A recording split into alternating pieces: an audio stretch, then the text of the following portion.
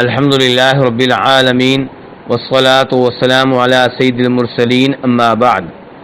ایک بھائی سوال کرتے ہیں قربانی کے گوشت کے بارے میں کہ اسے کتنے حصوں میں تقسیم کیا جائے گا۔ تو گزارش یہ ہے کہ نبی صلی اللہ علیہ وسلم قربانی کے گوشت کے بارے میں ارشاد فرماتے ہیں کہ خود بھی کھاؤ، دوسروں کو بھی کھلاؤ اور ذخیرہ بھی کر سکتے ہو۔ دوسری طرف قرآن حکیم میں اللہ تعالیٰ فرماتے ہیں فَكُلُوا مِنْهَا وَأَطْعِمُوا الْقَانِعَ وَالْمُعْتَرَّ کہ قربانی کے گوشت میں سے خود بھی کھاؤ اور ان لوگوں کو بھی دو جو مانگنے کے لیے آتے ہیں، فقیر اور مسکین ہیں، اور انہیں بھی دو جو قناعت کرنے والے ہیں، یعنی کہ مانگنے کے لیے نہیں آتے۔ تو اس آیت اور اس حدیث سے یہ پتہ چلا